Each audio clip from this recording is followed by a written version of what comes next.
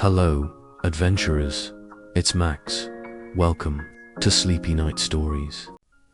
And tonight, we're stepping quietly through the golden doors of the Ministry of Magic, the beating heart of wizarding lore, and perhaps the most mysterious bureaucracy in all of Britain.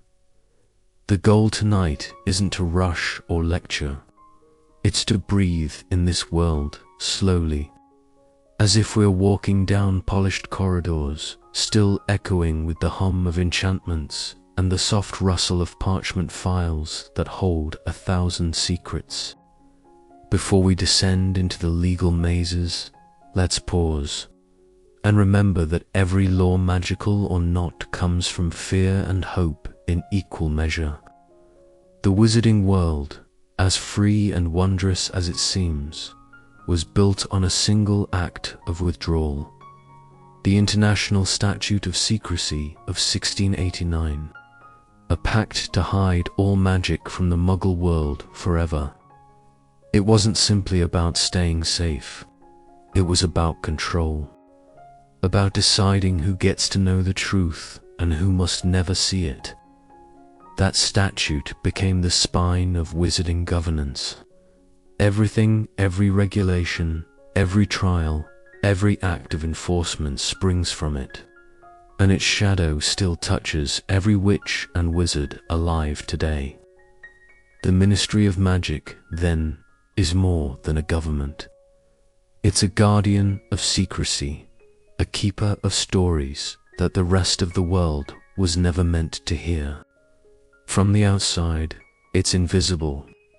But if you know where to look, you'll find a battered red telephone booth tucked between grimy London buildings.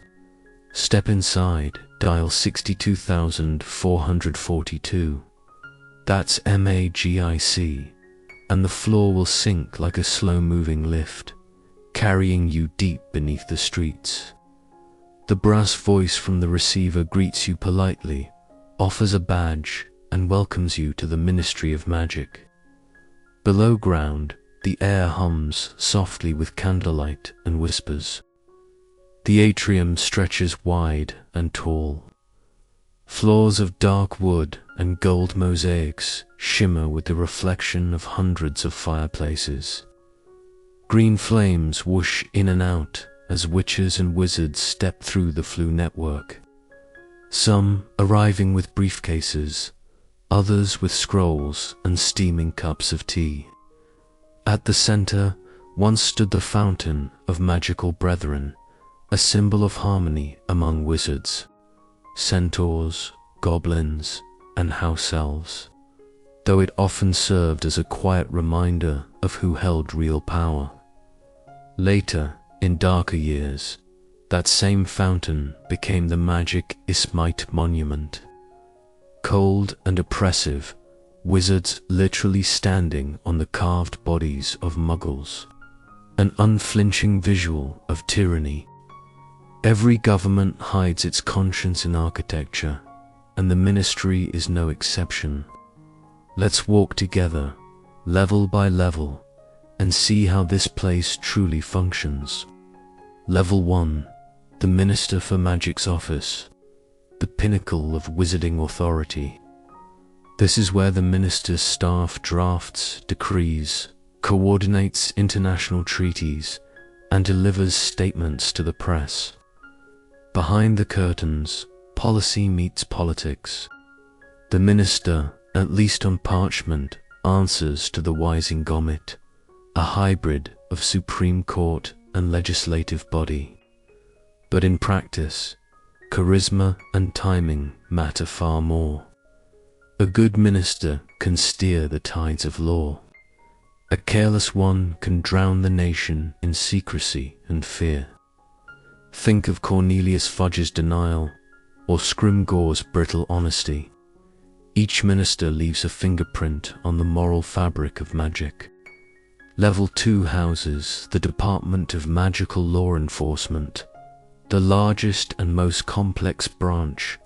It's the spine of wizarding justice, home to auras, hit wizards, the improper use of magic office, and the Magical Law Enforcement Patrol.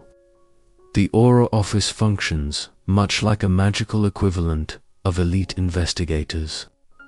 They chase dark wizards, trace unforgivable curses, and maintain public safety. Their training is brutal and meticulous combat, stealth, interrogation, and the oath they take binds them to neutrality. Though neutrality, as we've seen, is often the first casualty of war.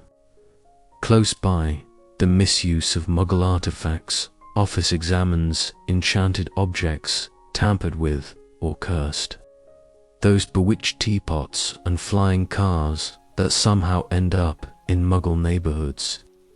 Its unassuming head, Arthur Weasley, once risked his entire career over curiosity about electricity plugs, which might make us smile, yet it also shows how narrow wizarding bureaucracy can be. When curiosity itself becomes suspicious, law becomes fear in fancy robes. Level 3, Department of Magical Accidents and Catastrophes. Here, things that go bang or poof are quietly repaired before anyone in the non-magical world notices. The Accidental Magic Reversal Squad apparates in to fix a botched transfiguration or calm a panicked child who's blown up Aunt Marge. The Obliviator headquarters resides here. Specialists in memory charms who rewrite the minds of witnesses. And though their work protects secrecy, it also raises uneasy questions. If a single wand flick can erase truth, what does justice even mean? Down the hall, the Muggle-worthy excuse committee drafts plausible explanations, gas leaks, animal escapes, freak weather to keep the statute intact. A ministry built on forgetting must constantly invent new ways to make people forget. Level 4, the Department for the Regulation and Control of Magical Creatures. It's divided into 3 sections: beats, beings, and spirits, each with its own politics. The term being was once defined as any creature that can understand the laws of the magical community and bear part of the responsibility in shaping them. Sounds noble until you realize that definition was written by wizards about themselves. Werewolves are feared, centaurs refuse involvement, and house elves remain bound by enchantments older than any constitution. Every file in this department smells faintly of ink and prejudice, a reminder that even magic can't legislate compassion. Next, Level 5, the Department of International Magical Cooperation. This is where translation charms never sleep. It manages the International Confederation of Wizards, trade accords, and the International Statute of Secrecy's enforcement branch. Diplomats here draft laws that ripple far beyond Britain. A wand permit denied in Paris could start a diplomatic quarrel in New York. Here, etiquette is an art form, and gossip is currency. Through polished double doors, we can almost hear the faint clink of teacups as envoys debate which country gets to host the next Triwizard tournament. Level 6, the Department of Magical Transportation handles the machinery of movement. Flu Network Authority, Portkey Office, Broom Regulatory Control, and Apparition Tests. Each method has its own paperwork mountain. Portkeys require registration to prevent illegal border crossings. Apparition is licensed only after rigorous exams. Even broomsticks have serial numbers now, stamped into the handle with glowing runes. It's both comforting and claustrophobic. Proof that freedom of movement, even in the wizarding world, depends on permission. Level 7, Department of Magical Games and sports. You can hear it before you see it. The echo of cheering, the scent of polished wood and damp turf. Quidditch unites a nation that rarely agrees on anything. Here the British and Irish Quidditch League headquarters files, scores and mediates disputes over fouls. There's also the official Gobstones Club and the ludicrous Patents Office, where experimental games are reviewed for safety or comedy. In its way, this level keeps joy legal, a necessary antidote to the grimness of bureaucracy above. Level 8 contains the entrance atrium, our starting point, and the watchful security desk, where wands are weighed and recorded. Every visitor must surrender their wand to be inspected by an enchanted scale that logs its core and length, ostensibly for safety, but also for surveillance. Each entry leaves a trace. Every wand leaves a story. The brass gates at the far end open into elevators lined with golden filigree, and for a brief second, as you descend, the world above disappears entirely. Level 9, the Department of Mysteries. Few ever walk these halls, and fewer still return unchanged. This is where the Ministry hides what it cannot explain: time, space, thought, death, and love each studied in sealed chambers. The famous time room hums with the tick of 1,000-hour glasses and the soft rotation of a great bell jar, where a hummingbird endlessly ages and becomes young again. It was in this chamber that all the Ministry's time-turners shattered during the battle between Dumbledore's army and the Death Eaters, ending legal time travel forever. Further down lies the Hall of Prophecy, stretching endlessly with glass orbs labeled by name. Every whisper of destiny catalogued, boxed, and dusted. Its bureaucracy at its most existential, an archive of what hasn't yet happened. Finally, Level 10 rarely visited except by the accused, the courtrooms. Circular stone chambers lit by torches that never flicker. Rows of cold benches rise around a single chair, bound by chains that slither on their own. Here the Wizengamot sits, cloaked in plum robes, each witch and wizard wearing a silver W on the chest. It's both parliament and tribunal, a relic of ancient magical monarchy turned modern judiciary.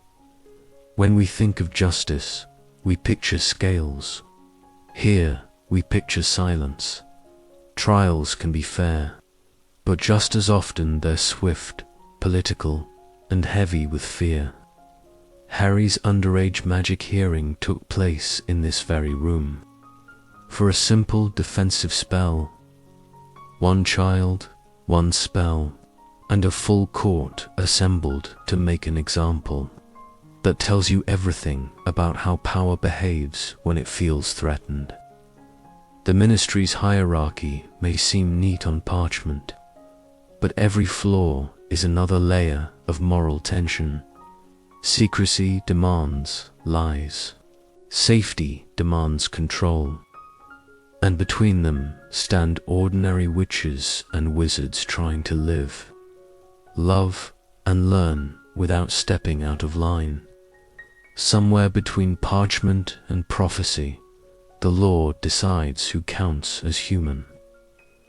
As we leave the echoing courtrooms and step back into the lift, the gold gates close softly, and the mechanical voice murmurs our next destination.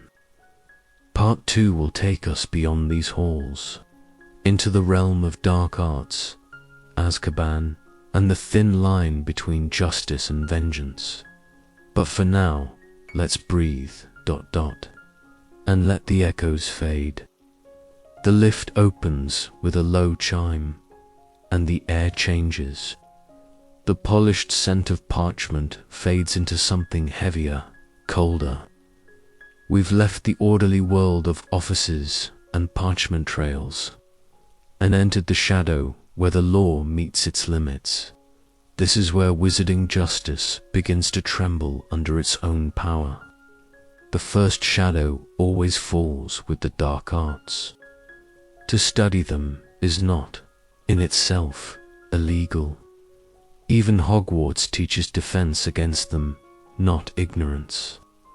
But the line between study and practice is razor thin. The Ministry of Magic defines the unforgivable curses of Avada Kedavra, Cruciatus, and Imperius as acts beyond redemption. Cast one with intent, and you earn a life sentence in Azkaban. No excuses, no appeal. Yet even that iron rule carries its own contradictions. During both wizarding wars, auras were authorized to use unforgivables in the line of duty. Law bends quickly when fear takes the chair. Avada Kedavra, the killing curse needs intent, pure and final. It's not powered by hatred alone, but by a total absence of mercy. The spell leaves no mark, no smoke, no trace, only silence. Crucio, the torture curse, thrives on sadism. Without pleasure in the pain, it fizzles. An Imperio, the curse of control, whispers obedience into another mind, erasing free will entirely. Together, they define what wizarding law considers the moral boundary of magic. But they also expose its weakness, because a law that punishes intent must somehow prove what a heart meant when it moved a wand. Evidence in magical trials is a fragile thing. Veritaserum, the truth potion, can be resisted with acclimancy or antidotes. Pensive memories can be altered, edited, or forged. The trace detects magic around underage wizards, not who cast it yet. It has condemned Muggle-born children whose only crime was living near an adult who used magic improperly. In a society where truth can literally be rewritten, justice is often just another spell. And then there is Azkaban. The name alone chills the air. A fortress built on a remote island, lashed by eternal storms, guarded once by creatures that feed on Joitha Dementors. Prisoners here don't serve time, they lose it. Each hour stretches into eternity, stripped of warmth and memory. For centuries, the Ministry claimed it was a necessary deterrent, until the wars proved that fear only breeds rebellion. Even after Voldemort's fall, the question remains, can a society claim to be just while keeping such a place alive? Dumbledore himself argued for reform, insisting that justice without compassion is merely punishment dressed in law. Eventually, the Dementors were removed from service, replaced by auras and watchful enchantments. But the walls remain, cold and whispering. Some say you can still hear the echoes of laughter turned to screams. Others say the sea remembers everything that was taken there. Still, for all its darkness, wizarding law does not exist only to punish. It also tries awkwardly, inconsistently to protect. The Department for the Regulation and Control of Magical Creatures governs beings like werewolves, giants, vampires, and goblins, yet most of its laws were written without their voices. Remus Lupin was denied work not by his behavior, but by his birth. Centaurs, who could have joined the Wizengamot, refused out of pride and mistrust. House elves, whose servitude is sanctified by tradition, are technically property under British wizarding law. The injustice is ancient and systemic, but change has begun. Hermione Granger's creation of SPEW, however mocked, was the first public challenge to centuries of magical hierarchy. Even the classification of creature versus being reveals prejudice. The moment a group becomes inconvenient to rule, they are reclassified as beasts. It's efficient, it's cruel, it's history repeating itself. Yet the wizarding world's capacity for redemption lies in the same magic it abuses: the power to rewrite, to transform, to remember. Across the sea, other schools and ministries offer gentler examples. Mahuta Koro in Japan teaches discipline through honor. Students wear robes that shift from pink to gold as they learn, and to white when they embrace dark magic, a silent expulsion written in silk. Wagadu in the Mountains of the Moon prizes self-control. Its students learn to cast wandlessly, channeling inner balance instead of dominance. These traditions suggest something Britain often forgets: that law is not only a cage, but a mirror of values. What you forbid reveals what you fear. Still, fear has always been the ministry's favorite instrument. From the trace to the underage magic prohibition, the government maintains that secrecy justifies surveillance. Children are monitored before they even understand their own power. Spells like Obliviate erase civilian witnesses without consent, and every act of memory modification leaves a ghost of faint tug at the edges of reality where something used to be. The ministry calls it protection. Others might call it control. The wizarding world's faith in law is rooted in its distrust of chaos. Yet chaos, paradoxically, is what created freedom in the first place. The fall of Voldemort, the rebellion of the Order, the defiance of Hogwarts students, all of these moments were acts of disobedience. If the statute of secrecy was born from fear, perhaps the next age of wizarding law will be born from transparency. When I think of those courtrooms deep below London, I imagine the torches flickering lower, and one day, perhaps, going out. Not in darkness, but in dawnlight. The idea that magic and morality could coexist without one enslaving the other. Because in the end, wizarding law isn't about spells or parchment. It's about the same fragile thing every world struggles with: the balance between freedom and safety, mercy and order, truth and fear. And that balance, like magic itself, must be learned again and again. The lift doors open again, but this time the air feels gentler. The ministry's echo fades behind us, replaced by the wider hum of the wizarding world itself. Outside these underground walls, law lives not only in parchment and courts, but in the everyday rhythm of life shops, schools, friendships, and the quiet choices of conscience. Step with me now onto the cobblestones of Diagon Alley. The morning sun spills across the crooked roofs, glinting off windows filled with shimmering books, broomsticks, and wands waiting to choose their bearers. Each store hums with a little bit of law-spoken, practical rules that keep chaos from spilling into the Muggle world. You can feel it in the weight of Gringotts Wizarding Bank, guarded by goblins who interpret contracts more sharply than any human solicitor. Their stone vaults stretch deep beneath London, and their oaths are unbreakable. Wizarding law says goblins are subservient to wizards, but the glint in their eyes says otherwise. Power is rarely as simple as ownership. Just a few doors away, Parchment shops and quill emporiums flutter with letters waiting to be written. At flourish and blots, dusty tomes line the shelves, some whispering softly, as if unwilling to sleep.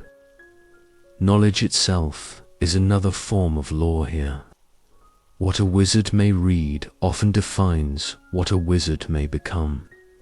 Somewhere between the index of curses and the footnotes on counterspells lies the moral middle ground of magic. The understanding that every spell has intent, and intent is everything. The scent of sugar drifts from honeydukes in Hogsmeade. Children press their noses to the glass, eyes wide at fizzing whizbees and chocolate frogs that leap toward freedom. These are the innocent corners of the magical world, the parts the ministry doesn't regulate because joy, for now, is still legal. Yet even here, there are secrets. Beneath the sweet shop lies a tunnel that leads back to Hogwarts, a secret passage once used by students and rebels alike. It reminds us that resistance is woven even into childhood, hidden under floorboards, wrapped in chocolate and courage. Hogwarts itself, though older than the ministry, mirrors many of its laws. The school's founders built their own codes: bravery, wisdom, loyalty, and ambition. Virtues meant to balance power with conscience. But over centuries, rules grew tangled: prefect authority, forbidden forests, curfews, and dueling clubs. Even here, order and rebellion coexist like twin ghosts. The castle's portraits murmur judgments in the night, and the ghosts drift through walls like memories refusing to rest. Education in the wizarding world isn't just about spells. It's about moral formation. Defense against the dark arts isn't simply a class, it's a warning. Potions demand patience, herbology demands care, and transfiguration demands restraint. Each discipline teaches responsibility, though not always perfectly. Underneath every wand movement lies the question, should I? Magic itself doesn't distinguish good from evil, people do. Far beyond Britain, the world of magic branches into different philosophies of power. At Beauxbatons Academy in France, students learn diplomacy as much as charm work, their art flowing like music. It's said even their duels resemble dances. Durmstrang Institute, shrouded in northern snow, embraces the study of dark magic, openly not to practice it, but to understand it. They believe knowledge is the truest form of defense, though that belief has often drawn suspicion. Across the Atlantic, Ilvermorny School in America was founded on ideals of equality. Its four houses, Horned Serpent, Wampus, Thunderbird, and Pukwudgie, represent intellect, strength, adventure, and heart. Its founder, Isolde Serre, was herself a descendant of Salazar Slytherin, yet she built her school on inclusivity rather than purity. Every generation redefines the meaning of law in its own image. And still farther east, Mahutukoro rises above the ocean on Minami Iwo Jima, its stone halls glimmering pink and gold. The students' robes reflect their progress, darkening or brightening with their choices. It is law turned literal ethics stitched into fabric. In Africa, Wagadu teaches its young witches and wizards to conjure with their hands and minds alone. No wand, no focus, just intent. It's a quiet philosophy of control, suggesting that true power comes not from tools, but from within. Across all these traditions, one truth hums softly: law is never fixed. It shifts like a spell under different skies. What one culture forbids, another may celebrate. What Britain punishes, another forgives. And that variance doesn't weaken magic, it humanizes it. When we return to London, we realize how small the ministry truly is. Its towers of parchment and protocol cannot contain a world so vast, nor legislate the currents of morality that flow through every heart. The wizarding world's greatest strength isn't its bureaucracy, it's its ability to remember. Every rebellion, every reform, every quiet act of kindness in defiance of authority becomes a charm against forgetting. Think of Dobby, standing in a dark hall with nothing but a sock and freedom. Think of Hermione raising her voice in a courtroom where even ghosts once feared to speak. Think of the Weasley twins flying out of Hogwarts on fireworks while Umbridge's decrees crumbled behind them. Each act, small or loud, rewrote a piece of the law. And maybe that's the point. Magic isn't static, neither is justice. As dusk falls, the lights in the ministry's windows glow faintly through the cracks of the city above. Somewhere, an aura files a report, a law clerk seals another record, and a student practices a new spell under candlelight. The world continues, fragile, secret, and alive. So tonight, as we close our books and wands and let the echoes fade, remember this: wizarding law is not only the story of control, it's the story of conscience.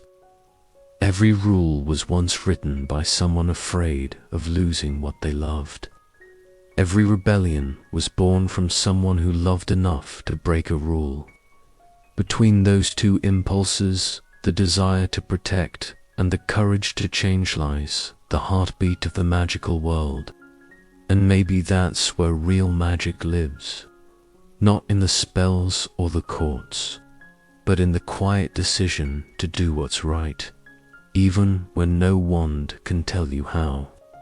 Until next time, this is Max, wishing you peace, courage, and a little bit of wonder.